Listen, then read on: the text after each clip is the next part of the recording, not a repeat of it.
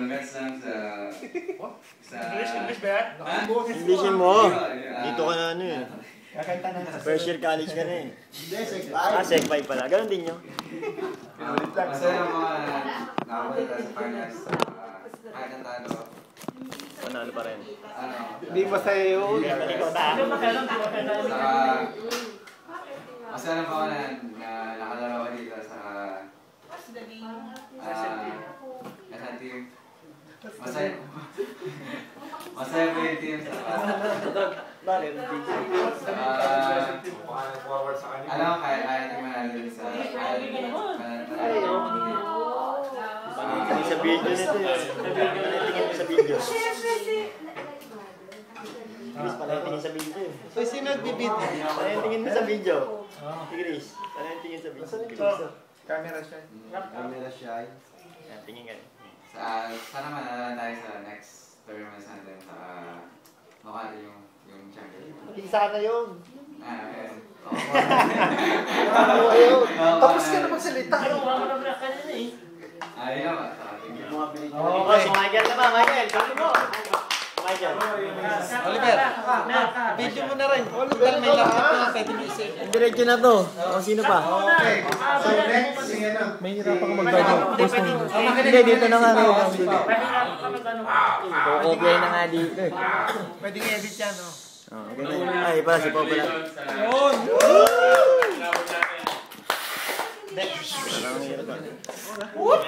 Taas pa na sasabihin mo.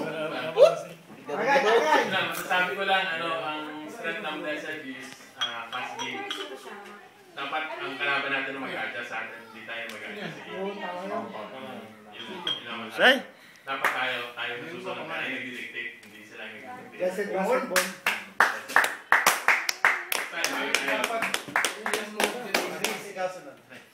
Okay, next.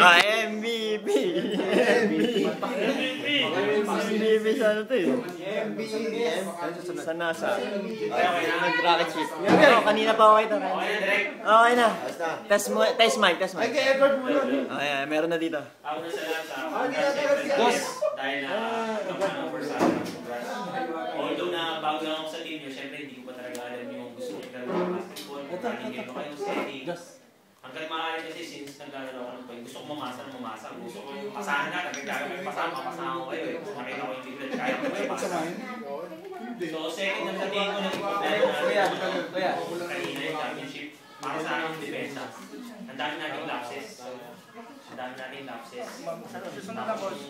Lapses na sundan pa namin ng error. Tapos pag sumasablay tayo sa tira, siguro na yung problema natin kaya hindi tayo nakakadepensa. Kasi pag sumasablay tayo sa tira, alam natin sablay, hindi pa tayo tumawag.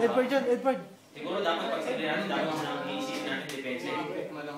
Although na nakakapagod, kung magpapahinga ka, dapat sa backcourt ka na magpapahinga. Tsaka yung problema natin kanina, okay yung zone natin sa first 2 pass, napapansin ko lang. Kahit naman ako yung nasa loob. Kaso mahirap yung first 2 pass, mare-recover natin. Kaso yung pag third pass, papasok sa wing, wala nang nagre-recover. Nangyari, nagpapansin ako kasi yung nakakabit dun sa wing, kaya nakaka-drive yung side. Pag ginawa ngayon ng center natin, madadrapan ngayon yung mga big man. Kaya nahihirapan yung mga wingman na kumuha sa center ng kalaban. Sa tingin ko, kulang din tayo sa gel kasi bihira naman tayo makumpleto talaga maglaro. So kaya siguro wala rin tayong first fight na gano'n. Pero kung siguro kung lagi tayong maglalaro all throughout, makukuha rin natin laro ng bawat isa, magigil din tayo. Mas mahirap tayong talunin. Kasi, honestly speaking, tingnan naman natin sa talent, sa height, advantage, pastuhan. Pagod na ako. Ibang tayo, kaya talaga nakakabisa. May tripod ba kayo dyan, coach? Pero, there's the experience Pakita si Bo. all throughout. Hindi, kasama. Tingnan natin reaction ni Bong. Okay. No, sino pa? Kevin, tama na daw. Tama.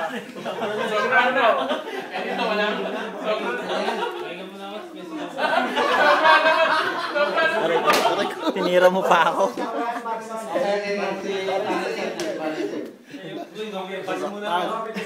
Kuno mo magawa ako.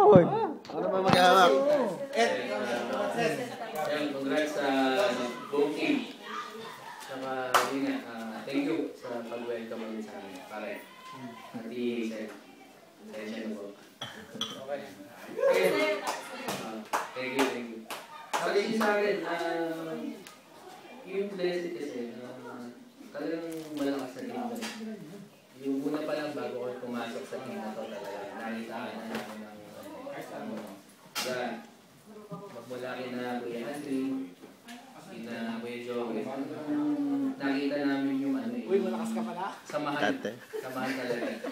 Hindi lang sa basketball, tapos yung yung team bonding, tapos yung samahan sa pamilya. Yun yung unang-unang nagustuhan ko dito. Tapos yun nga yung